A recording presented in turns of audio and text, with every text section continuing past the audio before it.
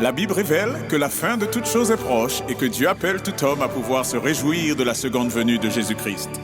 L'objectif de cette présentation est de vous préparer à être du nombre de ceux qui gardent les commandements de Dieu et le témoignage, la foi de Jésus-Christ. Bonjour à tout un chacun et bienvenue dans le nom de Jésus-Christ, notre Seigneur.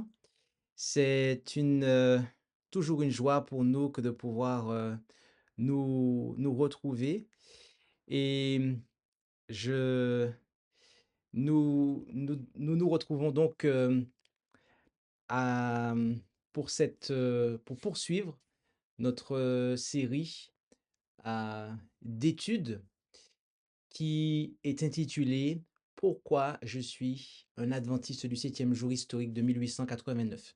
Et il s'agira pour nous de pouvoir, eh bien, à continuer à investiguer, à pouvoir révéler, à pouvoir déterrer, à pouvoir clarifier, eh bien, les fondements donc de notre foi, et ce en réponse à, eh bien, des allégations. Mais avant de commencer, nous allons invoquer la présence du Seigneur par la prière et nous vous invitons là où c'est possible à pouvoir prendre la position qu'il convient avec nous pour cela.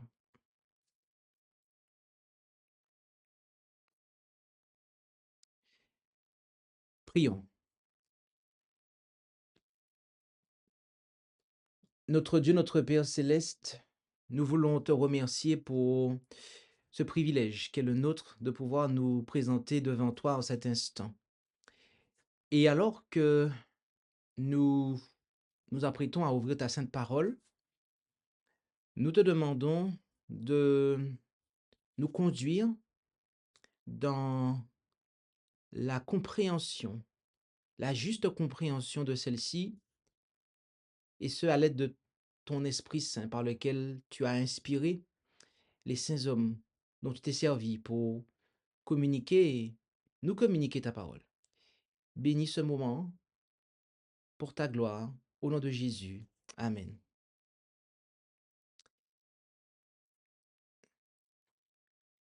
Comme nous le disions, nous allons, au cours de cette cinquième présentation de réponse, eh bien, considérer euh, un sujet qui est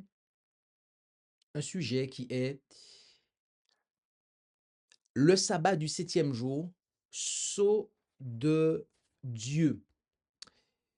Tel est le thème de cette présentation, le titre de cette présentation. Et il s'agira pour nous donc de répondre à des allégations qui ne sont pas véridiques et donc mensongères, euh, disant notamment pour le coup ici que le sabbat du septième jour n'est pas le sceau de Dieu. Nous avons jusqu'ici répondu, nous avons jusqu'ici répondu euh, durant les études précédentes de cette série, à plusieurs de ces allégations.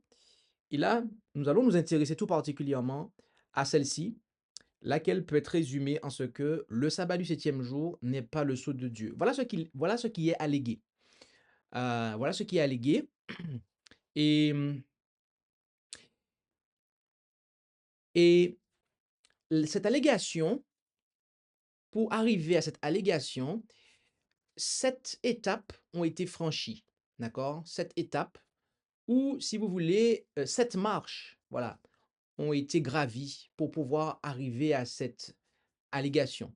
Alors, permettez-moi de dire que 7 marches ont été descendues, d'accord? Puisque ce n'est pas des marches qu'on a gravies pour monter, mais au contraire, c'est des marches qu'on a prises pour descendre, en fait. Et la première de ces marches qui a entamé je dirais, cette descente est celle-ci. Il y a 2 scellements dans le Nouveau Testament. Alors, quand nous écoutons quand on entend dire qu'il y a 2 scellement dans le Nouveau Testament, ça paraît intéressant. Ça paraît intéressant, notamment parce que, on se base sur des passages comme ceux-ci, Éphésiens 1 verset 13 et 14 et chapitre 4 verset 30, 2 Corinthiens 1 verset 21 à 22, où on voit que l'œuvre du scellement ici, en tout cas le fait d'être scellé, est présenté dans le comme étant passé. Et effectivement, le texte original parle de cela au passé, d'accord? On nous dit qu'on a été scellé du Saint-Esprit. On nous dit que le Saint-Esprit par lequel on a été scellé, ok? On nous dit que le Christ nous a marqué de son sceau.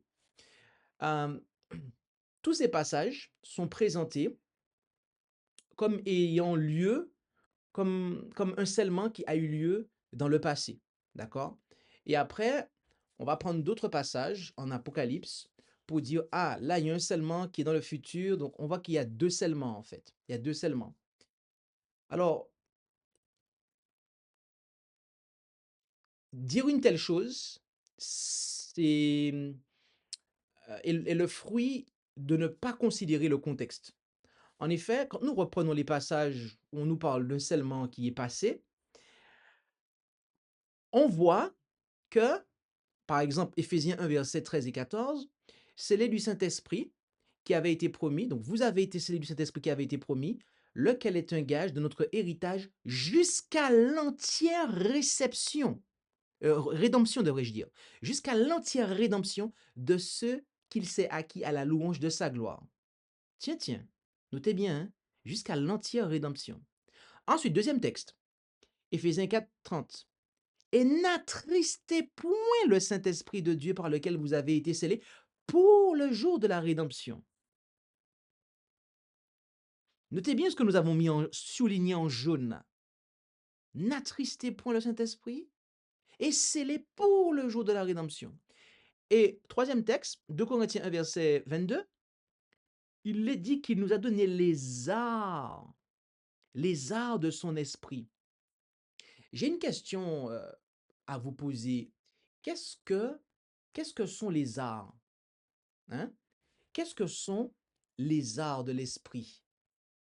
Eh bien, les arts, c'est un premier versement, d'accord? Autrement dit, c'est un gage, un acompte, que la totalité de la somme sera versée comme promis. Cela ratifie ainsi le marché. L'acompte devait être un paiement de même nature que celui stipulé pour le montant total et était considéré comme faisant partie intégrante de celui-ci. Paul utilise ici la figure des arts pour illustrer le don du Saint-Esprit aux croyants comme un premier versement, une assurance de leur plein héritage. Mais la question qu'il faut se poser, est-ce que lorsque vous donnez un acompte, est-ce que vous avez toute la somme, tout le paiement qui est fait? Non. Quand on vous dit dans un magasin 30% d'acompte, l'acompte est de 30% sur la somme totale, vous n'avez pas tout payé.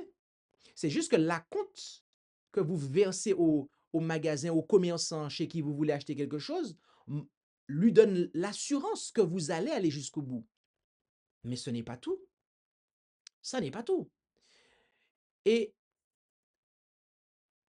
ce que nous voulons dire ici, c'est que ce dont Paul parle dans les 3 passages que nous avons lus, eh bien, c'est le commencement de l'œuvre du scellement. C'est le commencement de l'œuvre du scellement, laquelle, bien évidemment, doit aussi avoir une fin. Et on va voir ça ensemble en Philippiens 1, verset 6. Étant persuadé que celui qui a commencé cette bonne œuvre en vous la perfectionnera jusqu'au retour de Jésus-Christ. Notez que Paul disait, celui qui a commencé en vous cette bonne œuvre la rendra parfaite, l'achèvera, autrement dit. Donc, on se rend bien compte que le scellement dont Paul parle en Éphésiens 1, versets 13, 14, 4, 30, 2 Corinthiens 1, versets 21 et 22, c'est le commencement de l'œuvre du scellement. C'est pas le premier scellement, hein, c'est pas il y a un scellement ici, après un autre scellement là-bas. Non, non, non, non, non. C'est au niveau individuel, nous précisons, il y a un seul scellement en fait, qui a un commencement et qui a une fin. Et la fin de l'œuvre du scellement dans sa globalité, du point de vue de tous les enfants de Dieu vivant sur terre, eh bien, cela nous est présenté dans les passages suivants de l'Apocalypse. En effet, lorsque nous regardons dans ces passages, et là, on voit eh bien, la fin de l'œuvre du scellement, qui culmine en Apocalypse 7, versets 2 à 4 et Apocalypse 14, verset 1, car on nous parle ici des mêmes individus, qui culmine avec le scellement des 144 000. D'accord? Cela culmine avec le scellement des 144 000. Donc, il n'y a pas de scellement, soyons clairs sur ça. Il y a un scellement pour le peuple de Dieu. Il y a un scellement pour le peuple de Dieu, lequel a un début et une fin. Et ça, c'est important de comprendre ça. C'est important de comprendre ça. Parce que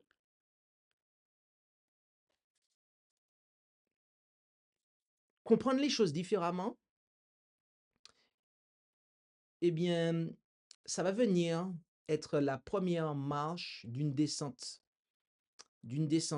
vertigineuse. En effet, car lorsqu'on se trompe en ce qui concerne le scellement, eh bien, on va continuer à se tromper. Par exemple, on va dire ensuite que le sabbat n'a rien à voir avec le caractère de Dieu. Nous paraphrasons ici, hein. C'est une paraphrase de ce qui a été dit. Le sabbat n'a rien à voir avec le caractère de Dieu. Alors, nous avons déjà donné une présentation qui explique que les 10 commandements sont l'éternel reflet du caractère de Dieu, d'accord? Précédemment dans cette série, et nous vous invitons à bien vous rappeler de ça ou à le considérer si ce n'est pas déjà fait. Il avait été dit que oui, voilà, les 10 commandements, Dieu est amour, mais les 10 commandements ne sont pas amour, etc. Alors nous voulons faire un petit rappel ici. L'amour ne se réjouit point de l'injustice, a dit Kia. Et on voit ici que le Seigneur, il désire eh bien, nous pardonner et nous purifier de toute iniquité. De toute iniquité. Bien-aimés, nous voyons bel et bien que le, le caractère de Dieu est bel et bien reflété dans sa loi. En effet, car 1 Pierre 1, verset 16, « Soyez saints car je suis saint. » Romains 7, verset 12, « La loi donc est sainte, le commandement est saint, juste et bon. » Dieu est saint, juste et bon. La loi est sainte, juste et bonne.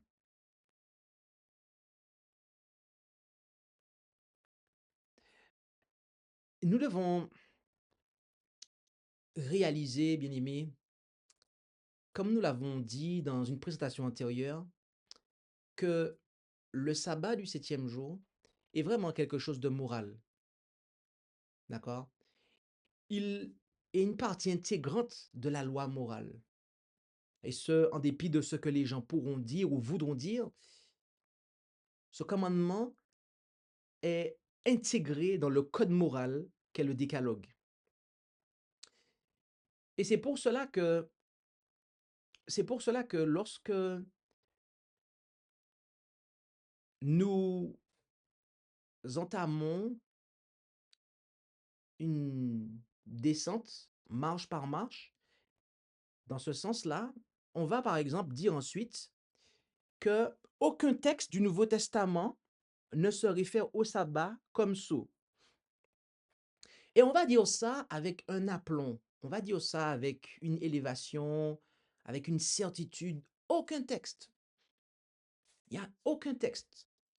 Il y en a qui pensent que c'est vrai, que cette déclaration-là est vraie, cette allégation-là est vraie, qu'il n'y a aucun texte du Nouveau Testament qui se réfère au sabbat comme sceau. On va jusqu'à dire que les défenseurs, excusez-moi, du sabbat commencent toujours dans l'Ancien Testament, d'accord, pour défendre le sabbat comme sceau. Et ils sont incapables de pouvoir, eh bien, prendre ne serait-ce qu'un texte dans le Nouveau Testament pour pouvoir défendre ce point de vue-là. Bien-aimé, 1 Jean 3, verset 4. Quiconque pêche transgresse la loi, car le péché est une transgression de la loi. Le péché, c'est quoi? Une transgression de la loi. Gardez bien ça à l'esprit. Toute iniquité est péché. Donc le péché, c'est la transgression de la loi. Et donc transgression de la loi, c'est péché. Et toute iniquité est péché. Ça veut dire que transgression de la loi, péché, iniquité, c'est la même chose. C'est synonyme. Synonyme. Maintenant, que dit Paul en 2 Timothée 2, verset 19? Lisons. Toutefois, le fondement de Dieu demeure ferme, ayant ce sceau. Le Seigneur connaît ceux qui sont siens, c'est-à-dire ceux qui sont à lui. Et quiconque invoquera le nom de Christ, qu'il se retire de l'iniquité.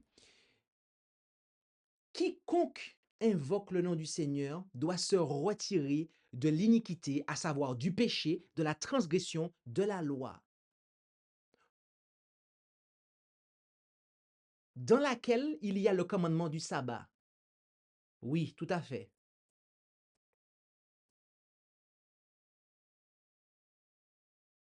Donc, quand on étudie le Nouveau Testament, de manière contextuelle, hein, sans ôter des textes dans leur contexte, sans dissocier des textes de même nature qui ont trait au même sujet, on se rend bien compte que le Nouveau Testament nous fait bel et bien savoir que l'observation de la loi de Dieu, le sabbat inclus, car le 4e commandement du décalogue qui porte sur le sabbat fait partie de la loi de Dieu, de la loi morale de Dieu, comme nous l'avons présenté antérieurement. D'accord? Exode 20, et pas Deutéronome, pas en Deutéronome, hein, Exode 20. C'est ce code-là qui a été mis dans l'arche. On l'a déjà démontré. D'accord? On a aussi démontré que c'est la loi morale, que le commandement du sabbat est un commandement moral. Oui, tout à fait. C'est moral. Ne pas observer le sabbat, on l'a déjà dit, c'est immoral. Ah oui, puisque ça fait partie du code moral. Tout à fait. Eh bien, on voit que oui, il y a un texte du Nouveau Testament qui se réfère en fait au sabbat. Qui se réfère au sabbat. Puisque le sabbat fait partie de la loi de Dieu. Et ce qu'on va voir bientôt là, dans cette présentation, va venir juste renforcer ça, en fait. Cela va venir juste renforcer ça. Nous ne le disons pas maintenant, mais ce qu'on va voir va venir renforcer ce qu'on a dit là. Exode 31, maintenant, avant d'aller nous rendre en Exode 31, voyons voir l'étape suivante de descente qui a été poursuivie. Les fêtes juives sont un signe d'appartenance à Dieu. Il a été dit que oui, la circoncision, la Pâque, les fêtes juives sont un signe d'appartenance à Dieu. Et donc, s'il nous faut considérer le sceau de Dieu, eh bien, il nous faut être, par extension, être circoncis, faire la Pâque et observer les fêtes juives. Mais bien aimé, on va voir ce qu'il en est dans quelques instants par rapport à la circoncision et à la Pâque. Pour l'instant, intéressons-nous à cette question des fêtes juives. Le texte qui a été pris ou qui est pris pour dire que les fêtes juives sont un signe d'appartenance à Dieu, c'est Exode 31, versets 13 à 17. Et vous savez quoi? On va prendre ce texte et on va voir ce que ce texte-là nous dit réellement. Lisons ça ensemble. Tu diras encore aux enfants d'Israël, outre cela, vous garderez mes sabbats. Boum. Et on s'arrête là et on dit, ah, mes sabbats, ah, pluriel. Donc, cela signifie les fêtes juives. Boum. Et c'est fini, on s'arrête là. On s'arrête là. Mais mes amis, tout texte ôté de son contexte, c'est quoi? C'est un prétexte. Voyons voir le contexte pour savoir les sabbats au pluriel là, il s'agit de quoi? Car c'est un signe entre moi et vous dans vos âges, afin que vous sachiez que je suis l'Éternel qui vous sanctifie. Gardez donc le sabbat, car il vous doit être saint. Quiconque le violera sera puni de mort, même quiconque fera aucune œuvre en ce jour-là sera retranché du milieu de ses peuples. On travaillera pendant 6 jours, mais au 7e jour, c'est le sabbat du repos consacré à l'Éternel. Quiconque fera aucune œuvre au jour du repos sera puni de mort. Ainsi, les enfants d'Israël garderont le sabbat pour célébrer le jour du repos dans leur âge par une alliance perpétuelle. C'est un signe entre moi et les enfants d'Israël à perpétuité, car l'Éternel a fait en 6 jours les cieux et la terre, et il a cessé au 7e jour, et il s'est reposé. Quand vous regardez ce qui précède le verset 13, et vérifiez ce que je vous dis là, vérifiez-le s'il vous plaît, et que vous regardez jusqu'au verset 17, jusqu'à la fin du chapitre 31, vous ne voyez aucune mention des fêtes juives. Aucune. Le sujet du chapitre n'est aucunement les fêtes juives. Il y a ici des ordonnances qui sont données avant le verset 13 relatives au sanctuaire. Et là, il y a une interruption qui est faite pour rappeler aux enfants d'Israël qu'ils doivent observer le sabbat du 7e jour. C'est-à-dire que la construction du sanctuaire, lequel est quelque chose de saint, le sanctuaire c'est quelque chose de saint, eh bien malgré toute la sainteté de cette construction, Dieu a très clairement fait savoir aux enfants d'Israël qu'ils devaient respecter, observer le sabbat. C'est-à-dire que le jour du sabbat, ils ne devaient pas construire le sanctuaire. Le jour du sabbat, on ne doit pas construire un lieu de culte. On ne doit même pas nettoyer un lieu de culte. D'accord? Oui, on ne doit pas. Mais alors, pourquoi le Seigneur dit-il mes sabbats? Alors, réfléchissons un instant. Si il ne fait pas mention des fêtes juives et que le sabbat, le sabbat dont il parle là, c'est le 7e jour. Le pluriel, le pluriel implique quoi en fait? Je vais vous dire c'est quoi. Et c'est très simple à comprendre. Le pluriel implique tous les 7e jours. Oui, ça veut dire que autant de temps que la construction du sanctuaire allait durer, chaque sabbat du 7e jour devait être observé. Ce que cela nous apprend, bien aimés, c'est que l'observation révérencieuse, consciencieuse de chaque sabbat du 7e jour est un signe entre Dieu et son peuple. C'est pas pour dire que, ah, je vais observer le sabbat, le premier sabbat du mois, ou le premier et le deuxième sabbat du mois, et puis le reste, ah, je vais travailler, ou je vais peut-être aller vaquer à mes études, ou etc. Et puis j'ai le sceau de Dieu parce que j'ai observé le sabbat une ou deux fois. Non, non, non, non, non, non, non, non, non. En Exode 31, verset 13 à 17, Dieu nous fait savoir que c'est l'observation de chaque sabbat du 7e jour qui fait, qui, qui fait que là, c'est son signe entre lui et nous. Son signe qui montre qu'il nous sanctifie. Et c'est là le point. C'est là le point. En effet, la sanctification, on nous dit que sans la sanctification, personne ne verra Dieu. Parce que Dieu est saint et c'est ce que nous devons être, n'est-ce pas? Est-ce que vous savez que l'état de sanctification, l'état, je dis bien, de sanctification, c'est ce que produit en fait le scellement. Ça veut dire que quand l'œuvre du scellement est terminée, vous êtes saint et vous ne pourrez jamais être autre chose que saint. Vous ne pourrez jamais plus être souillé ou vous souiller en fait. Parce que vous serez établi, affermi. Alors avec ça à l'esprit,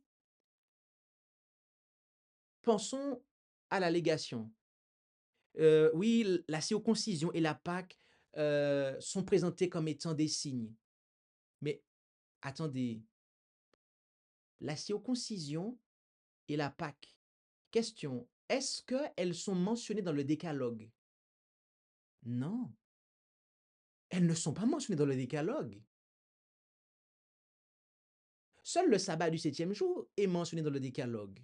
Et on va voir dans quelques instants que le sabbat contient en fait le sceau de Dieu. Donc le sabbat est ce qui... Je m'arrête là parce que je ne veux pas devancer ce que je vais dire tout à l'heure. Bien-aimés, contrairement au sabbat du 7e jour, la circoncision et la Pâque ne figurent pas dans le décalogue. Le décalogue est scellé ou authentifié par le 7e jour, le sabbat du 7e jour du 4e commandement. En effet, Ésaïe 8, verset 16, lis le témoignage, scelle la loi parmi mes disciples. Bien-aimés, ce qui scelle la loi, le commandement qui authentifie, qui scelle la loi, c'est le 4e commandement, le sabbat du 7e jour du 4e commandement. C'est lui qui contient le sceau de Dieu et qui scelle la loi, qui authentifie la loi. C'est pour ça qu'on parle du sabbat comme étant le sceau de Dieu. Oui, puisque c'est ce qu'il fait dans le décalogue. Il scelle, il authentifie cette loi comme étant, comme appartenant à Dieu.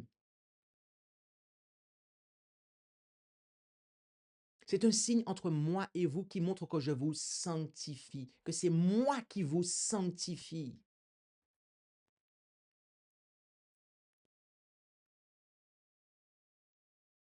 Jamais on ne dit cela de la Pâque. Jamais on ne dit cela de la circoncision. Non, seul le sabbat. Seul le sabbat. Et nous tenons à préciser que quand on parle de signe, eh bien, il faut savoir que le signe, c'est un sceau.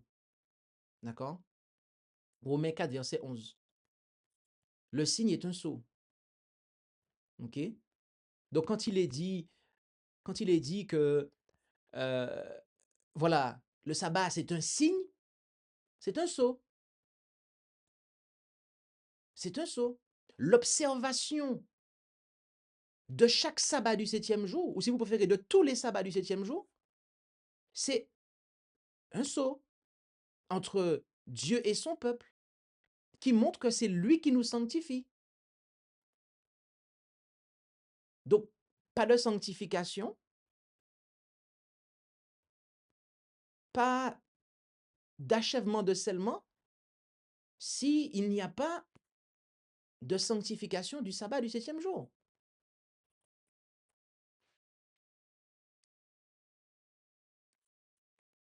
Si je ne suis pas dans, si, plus précisément, si je suis dans une observation négligente du sabbat, il n'y a pas ce signe-là, en fait, entre Dieu et moi. C'est ce que la Bible nous dit. il a été dit que le sceau de Dieu ne se trouve pas dans le sabbat. C'est ce qu'il a été dit. Euh, il a été dit cela. En effet, plusieurs textes sont été présentés, plein de textes qui mentionnent le nom de Dieu, son titre et sa domination. Et avec tous ces textes-là, il a été dit que euh, eh bien, chacun de ces éléments constitue le sceau de Dieu. D'accord? Le livre de Jérémie et compagnie, etc. Donc, le sceau de Dieu ne se trouve pas dans le sabbat. Alors, nous devons dire quelque chose. Effectivement, le nom, le titre, le domaine de Dieu se retrouve dans les passages qui ont été dits là. Mais de quoi parle-t-on? C'est quoi le sujet en fait?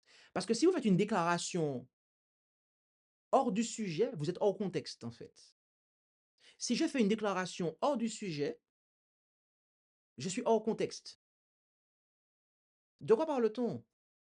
Que, que nous dit, que nous dit en fait la parole de Dieu? Qu'est-ce qui doit être scellé? On va y répondre. Mais prêtons attention à quelque chose. Prêtons attention à quelque chose. C'est un fait avéré que le sabbat du septième jour du quatrième commandement, du verset 8 à 11 d'Exode 20, contient le nom de Dieu, son titre et son domaine. Le nom, l'Éternel ton Dieu. Son titre, il a fait, il est le Créateur. Et son domaine, les cieux, la terre, la mer et tout ce qui est en eux. Et lorsque nous nous rendons en Ésaïe 58, versets 12 et 13, on nous dit quoi?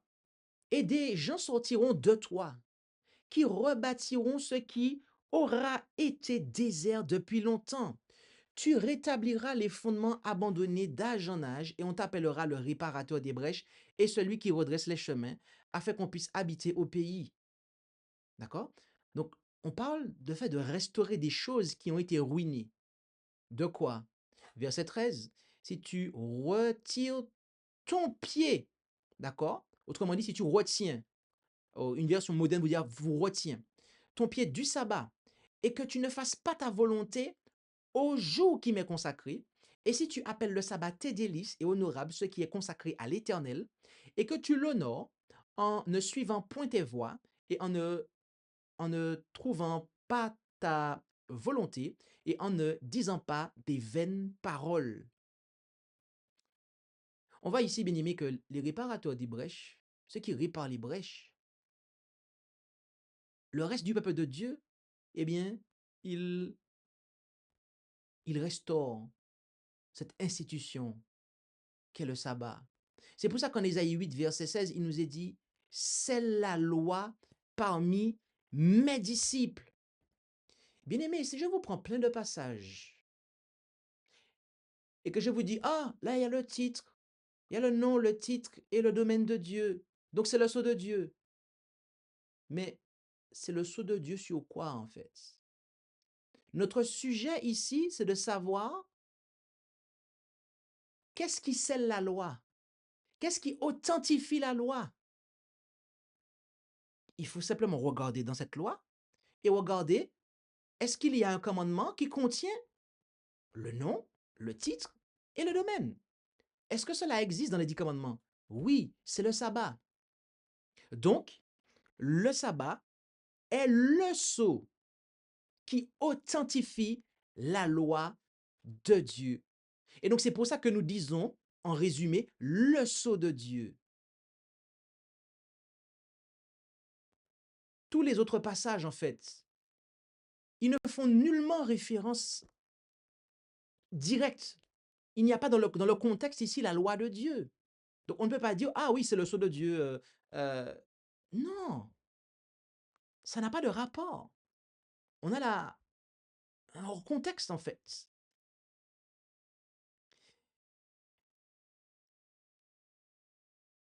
Dans la descente, on est allé jusqu'à dire que Il n'y a rien chez les 144 000 qui concerne le sabbat. Alors, lorsque nous regardons, Jacques 2, verset 10 nous dit, car quiconque aura observé toute la loi, s'il vient à pécher dans un seul commandement, est coupable comme s'il les avait tous violés. D'ailleurs, les défenseurs eh bien, de la théorie selon laquelle le sabbat ne serait pas le sceau de Dieu, hein, ils reconnaissent cela. Ils reconnaissent que si vous euh, ne respectez pas un des 10 commandements, vous les transgressez tous. Ils reconnaissent que la bête ne faisait pas que la guerre au 4e commandement. Mais pourtant, ils ne se remettent pas en question avec ces affirmations-là et ils vont jusqu'à dire que non. Mais alors, pourquoi Apocalypse 14, verset 12 nous dit, c'est ici qu'est la patience des saints, c'est ici que sont ceux qui gardent les commandements de Dieu et la foi de Jésus. Quand on parle des commandements, le sabbat n'est-il pas dedans? Bien évidemment que oui. Donc, si en fait vous dites que, ah non, les 144 000, ils n'observent pas le sabbat, ben excusez-moi, ils ne gardent pas les commandements, hein, parce que si vous n'observez pas un, vous n'observez aucun. S'il y en a un des 10 que vous n'observez pas, vous n'observez aucun. Pour Dieu, vous n'observez aucun. Aucun. Donc, bien aimé, oui, les 144 000 observent le sabbat. Ah oui. Et on a déjà montré dans cette série d'études, dans les études précédentes, on a montré que les commandements de Dieu, là, dont on parle, ce sont les 10. On l'a démontré. On l'a démontré. Les termes qui sont employés, les mots dans le texte original, font clairement référence aux 10 commandements, en fait. Il n'y a pas de méprise sur ça. Il n'y a aucune possibilité de douter de cela, en fait. Aucune. Aucune.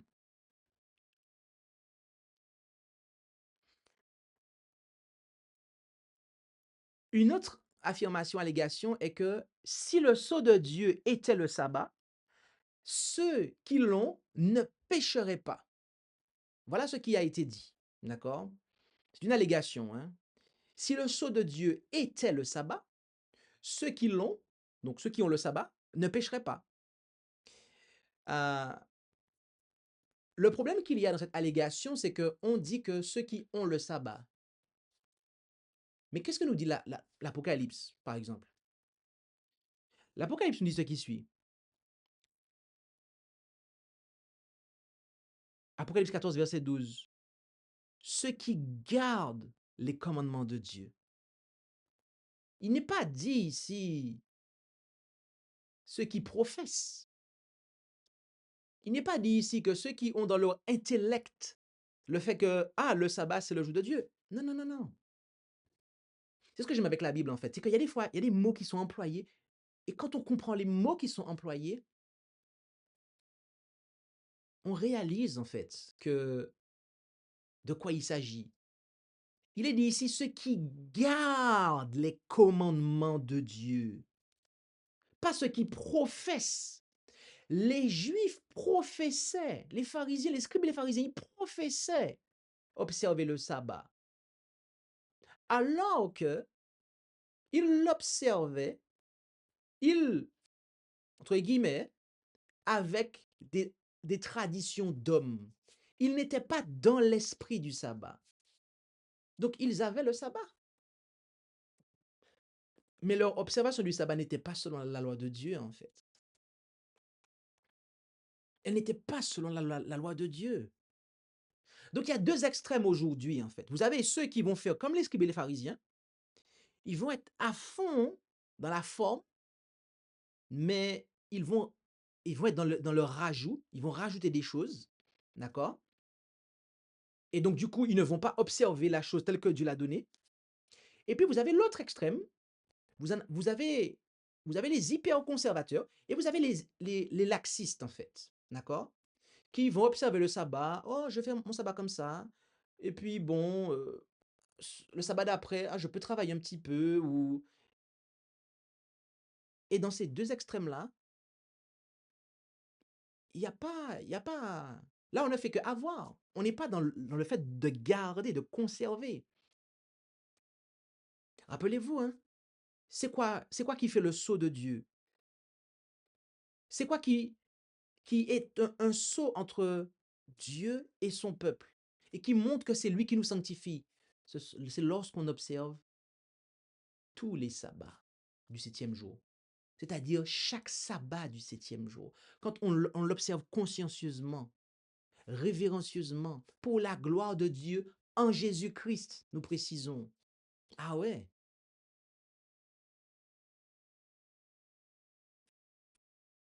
car Jésus-Christ est le maître même du sabbat, le Seigneur même du sabbat. Rappelons-nous de cela. Lis le témoignage, scelle la loi parmi mes disciples. Lorsque vous étudiez Ésaïe 8, vous vous rendez compte en fait que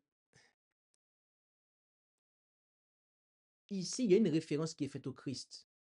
Les disciples de Jésus observent la loi de Dieu. Et ils observent cette loi de manière scellée. C'est-à-dire que avec le sabbat du septième jour dedans. Ah oui, oui. Les disciples de Jésus n'observent pas des 10 commandements décelés. Non, ils observent, ils gardent les commandements de Dieu de manière scellée, une loi qui est scellée, c'est-à-dire avec le sabbat du septième jour.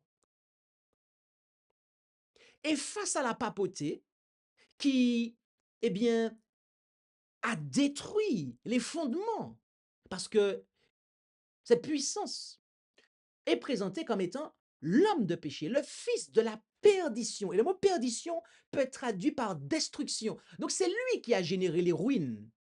Donc Ésaïe 58 nous dit qu'il doit y avoir des réparateurs de ces brèches, de ces ruines. Eh bien, qu'est-ce qu'ils vont faire? Ils seront, regardez, si tu retiens ton pied au jour du sabbat, si tu ne fais pas ta volonté, si tu appelles le sabbat tes délices, ne suivant point tes voies, ne disant pas des paroles vaines. J'ai extrait des portions dans ma lecture, je n'ai pas tout lu.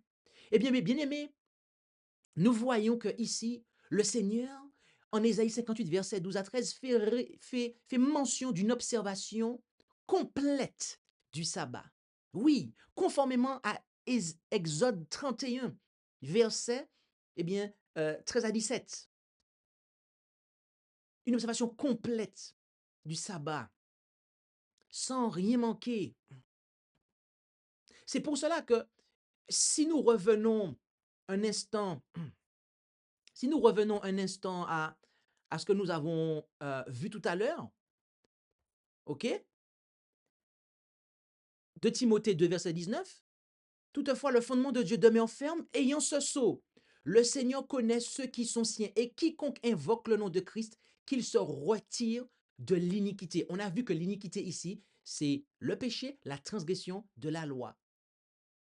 Lorsqu'on invoque le nom de Christ, lorsqu'on dit qu'on est disciple du Christ, Ésaïe 8, verset 16, nous dit que la loi doit être scellée pour les disciples du Christ.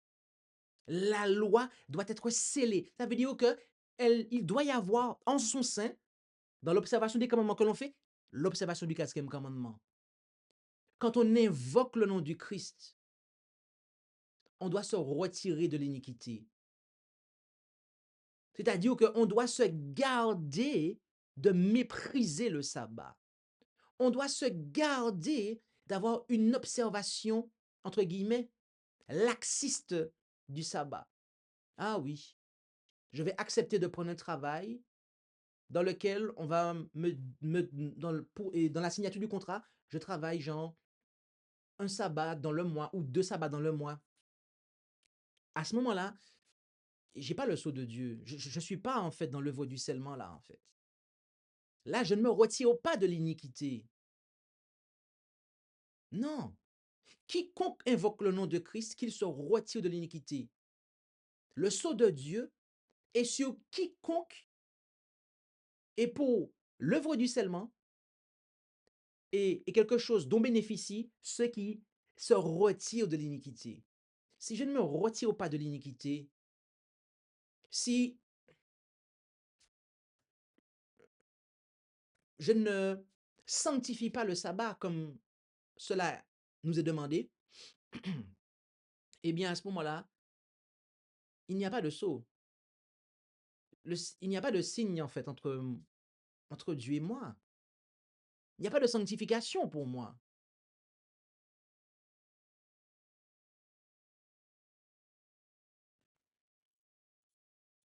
C'est pour ça que on a du mal à comprendre ça.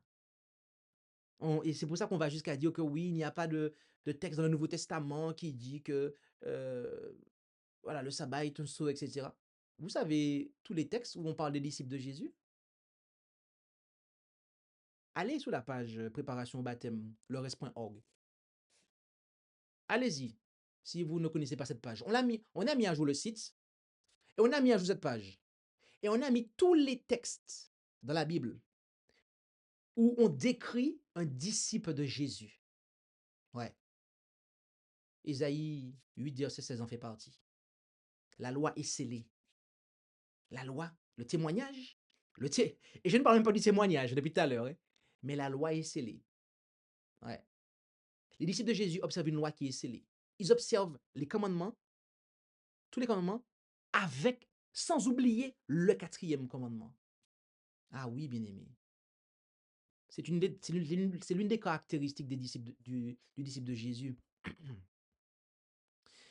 Dernière allégation que nous allons traiter avant de conclure, et nous allons conclure, c'est que personne ne sera sauvé sans avoir eu le sceau de Dieu. Alors, ce qui est dit ici, c'est que personne ne sera sauvé sans avoir eu le sceau de Dieu. Donc, si le sabbat est le sceau de Dieu, seuls ceux qui gardent le sabbat seront sauvés. Donc, une personne qui accepte Jésus-Christ, mais qui n'a pas eu le temps de comprendre le sabbat, sera perdue. Et le défenseur de cette théorie conclut en disant, c'est là le salut par les œuvres.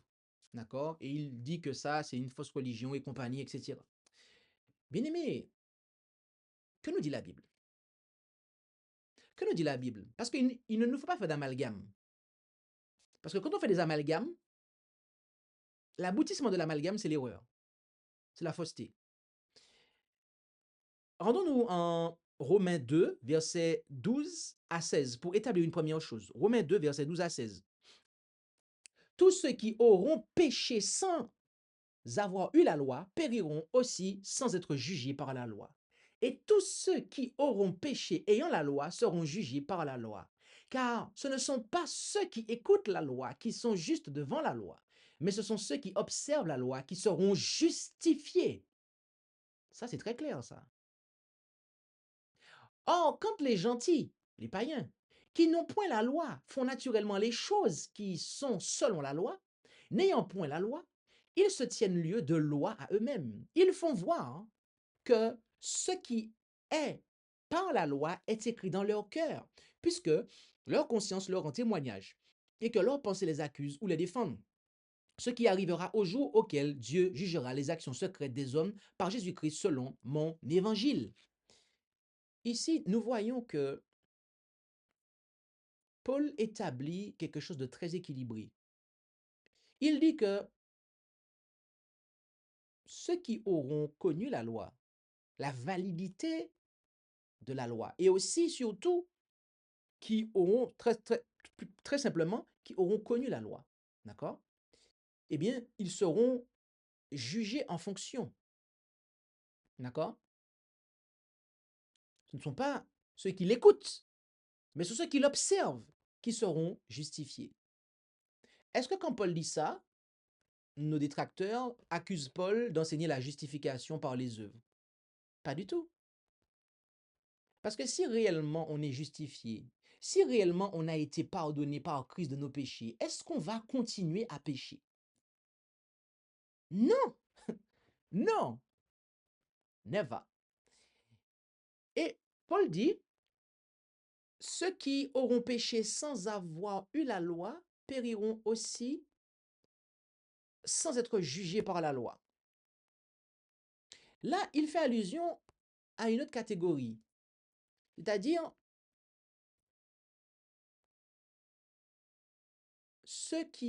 les condamnés qui n'auront pas connu la loi.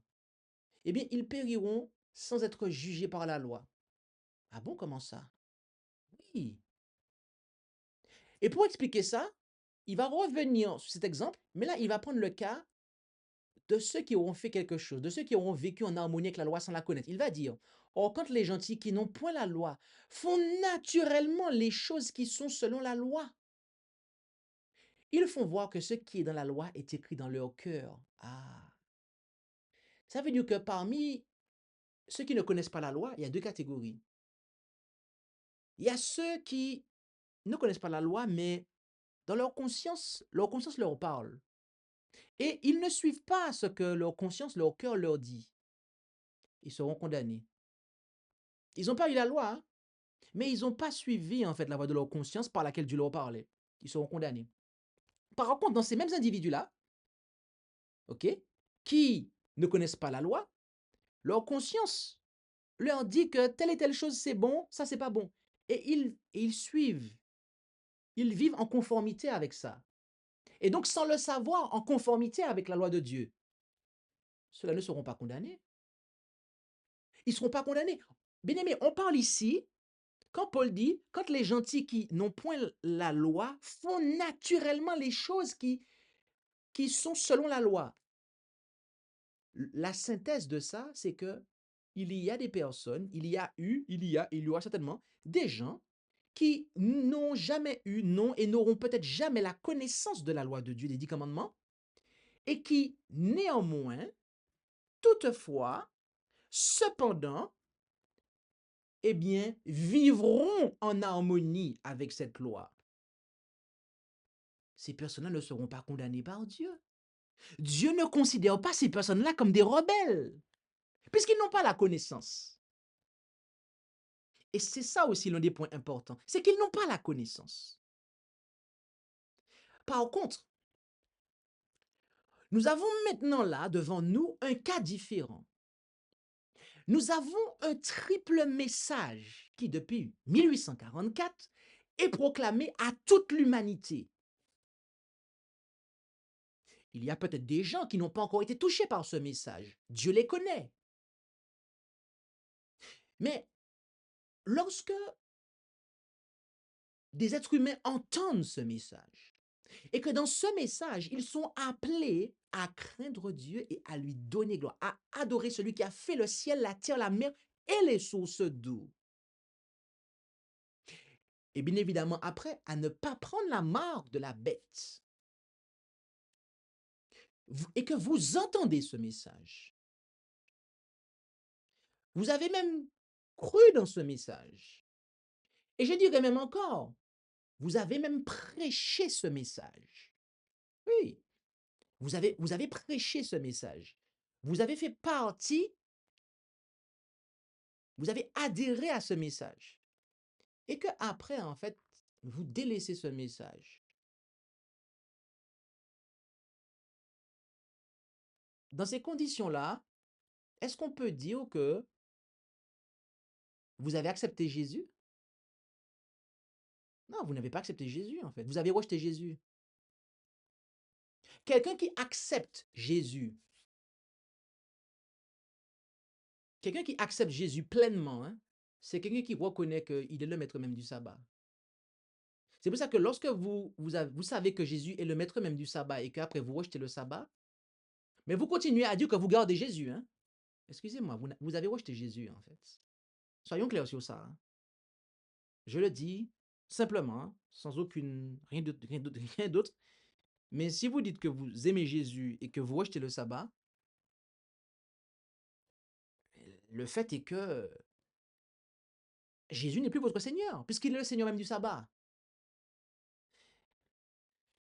Donc, est-il dit, donc une personne, c'est ce qui est dit, hein, donc une personne qui accepte Jésus-Christ, mais qui n'a pas le temps de comprendre le sabbat, sera perdue.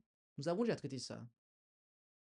Si quelqu'un n'a pas connaissance, il accepte le Christ, hein, mais il n'a pas connaissance en fait de la validité de la loi, Nous avons déjà dit que Dieu ne va pas, en fait, le condamner. Mais nous précisons et nous disons que il y a de ceux qui savent, ils ont entendu ce message. Ils l'ont entendu, ils y ont même cru et ils l'ont même prêché. Ils ont même prêché la validité de la loi de Dieu, notamment du sabbat. Mais après, ils se sont détournés. À ce moment-là, bien-aimés, là, là, c'est différent en fait. Là, en fait, Jésus a été rejeté. Nous voulons faire un rappel encore une fois. C'est la loi parmi mes disciples. Les disciples de Jésus ont une loi, observent une loi, vivent en harmonie avec une loi scellée, c'est-à-dire avec le sabbat du 7e jour du 4e commandement. Leur observation du sabbat est consciencieuse, révérencieuse. Ils sanctifient réellement le sabbat. Tous les sabbats, ce sont des réparateurs de brèches. Ce ne sont pas des disciples de l'homme de péché. Non. Ils gardent les commandements de Dieu. Bien-aimés, nous devons dire quelque chose que nous n'avons pas encore dit ici. Le test final porte sur le sceau de Dieu versus la marque de la bête. Et lorsque ce test final se présente devant l'humanité, plus personne ne sera ignorant de cela. Je dis bien, plus personne ne sera ignorant de cela. Plus personne. Plus aucun être humain sur terre ne sera ignorant de cela. Et nous précisons, à ce moment-là,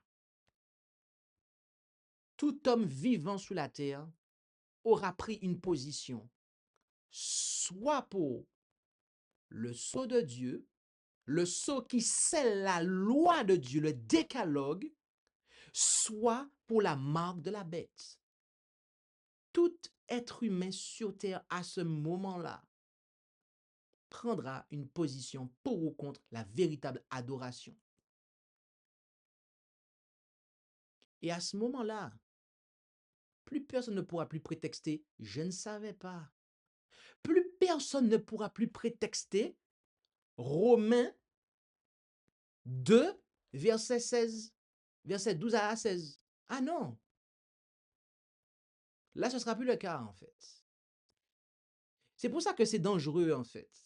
Une telle allégation est dangereuse. Puisque cette allégation nous laisse entendre que Romains 2, 12 à 16, ce contexte-là sera présent juste avant le retour de Jésus. Alors que non en fait. Le message des 3 anges aura été prêché à toute la terre. Tous les habitants de la terre seront au courant. Tout le monde prendra une position en toute connaissance de cause. À ce moment-là, bien-aimés, à ce moment-là, ceux qui aiment Jésus, ceux qui acceptent Jésus, ils auront tous eu le temps de comprendre la vérité sur le sabbat. Et ceux qui disent à ce moment-là, hein, au moment du test final, tous ceux qui aiment Jésus et qui n'auront pas pris position pour observer le sabbat, ils seront perdus en fait. À ce moment-là. Ah oui. Et nous le disons fermement.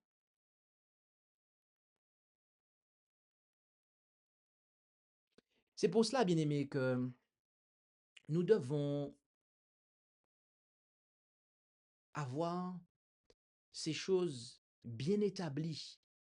Car oui, le sabbat du 7e jour est le commandement qui scelle la loi de Dieu. C'est le commandement qui authentifie cette loi comme appartenant à Dieu.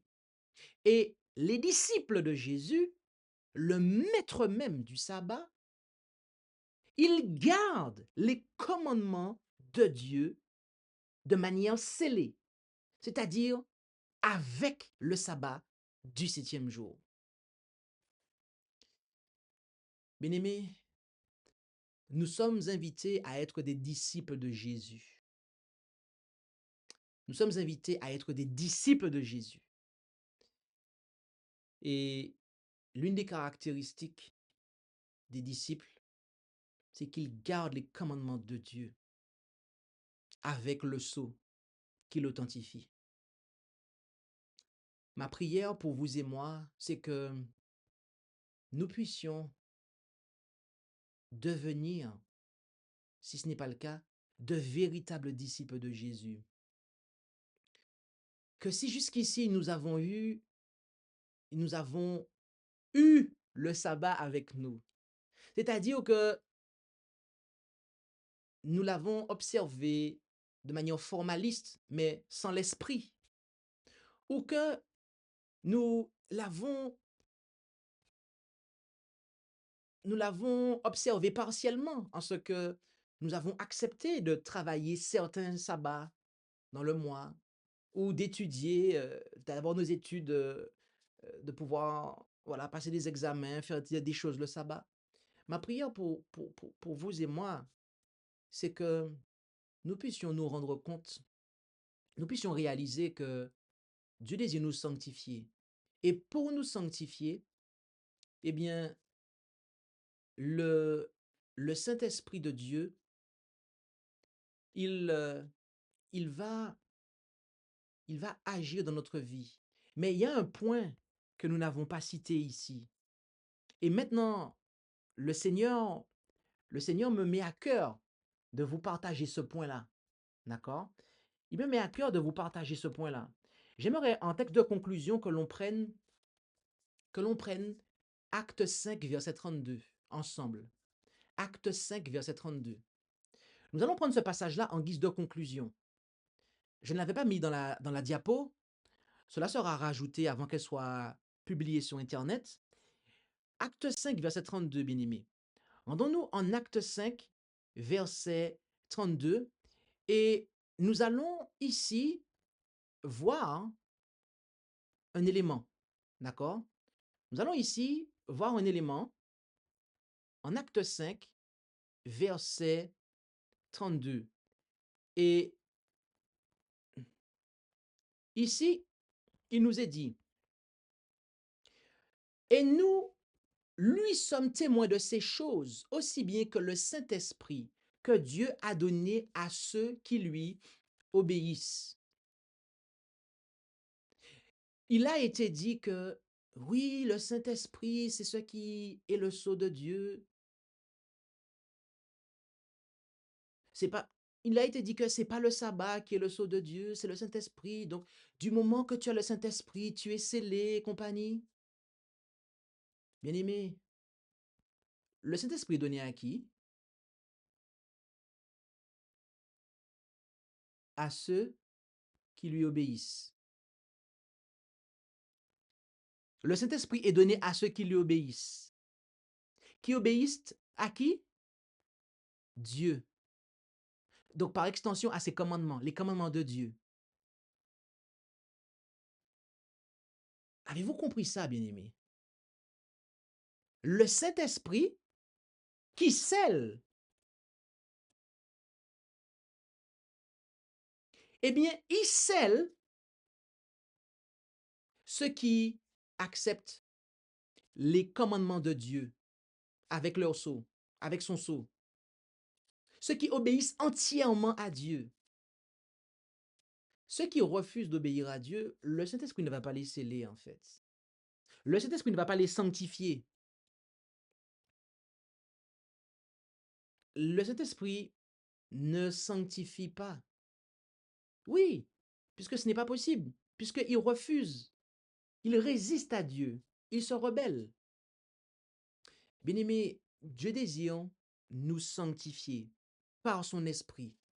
Et pour cela, nous devons accepter, nous devons nous soumettre à la volonté de Dieu. Sa volonté, du point de vue moral, nous est très clairement révélée dans le décalogue. Et ce décalogue, il y a un commandement en particulier qui l'authentifie comme étant au Créateur. C'est le 4e commandement qui concerne le sabbat du 7e jour. Et le Seigneur nous fait savoir que nous serons sanctifiés par lui. Le Saint-Esprit pourra pleinement agir dans notre vie si nous sanctifions, nous mettons à part pour sa gloire chaque sabbat du 7e jour, mes sabbats, dans le contexte d'Exode 31. Donc ma prière pour vous et pour moi, c'est que nous ne puissions pas être rebelles à Dieu. Nous ne puissions pas prêter attention à des raisonnements qui ne nous conduisent pas sur le chemin de la sanctification. Et nous prions pour ceux qui ont fait machine arrière par rapport à cette vérité-là. Nous prions afin que ils puissent, eh bien, écouter la voix de l'Esprit de Dieu qui leur parle et qui nous dit à nous tous que l'Esprit est donné à ceux qui obéissent à Dieu, à ceux qui font la volonté et qui ne vont pas se rebeller contre la volonté de Dieu, qui obéissent à Dieu, qui gardent ses commandements, tous ces commandements, dont le 4e, qui authentifie la loi. Bien-aimés, c'est ma prière pour vous et pour moi, et que Dieu nous bénisse tous. Prions ensemble afin de conclure ce moment. Et prenons la position là où c'est possible, qu'il convient pour la prière.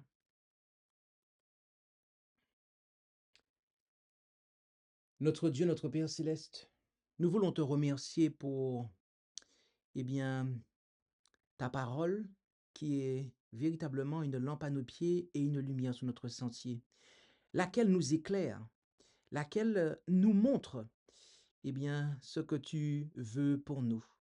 Et nous te remercions pour Jésus qui, eh bien, a montré, a manifesté une obéissance parfaite à ta volonté, lequel est notre modèle à cet égard.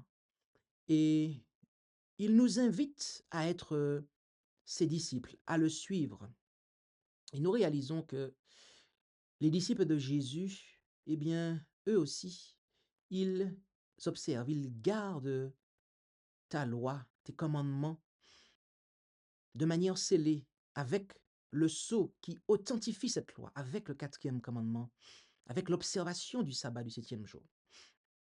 Et nous comprenons que cela implique une observation complète, entière du sabbat, sans en manquer un seul.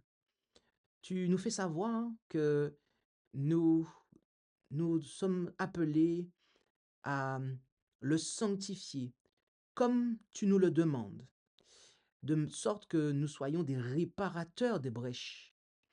Alors, aide-nous, Père Céleste, à pouvoir comprendre que tu désires nous sanctifier, tu désires nous sceller complètement par ton Saint-Esprit, et ce, si nous acceptons ta volonté, et ce, si nous ne nous rebellons pas en rejetant ta loi, et notamment l'un des commandements, notamment le commandement qui authentifie et scelle cette loi.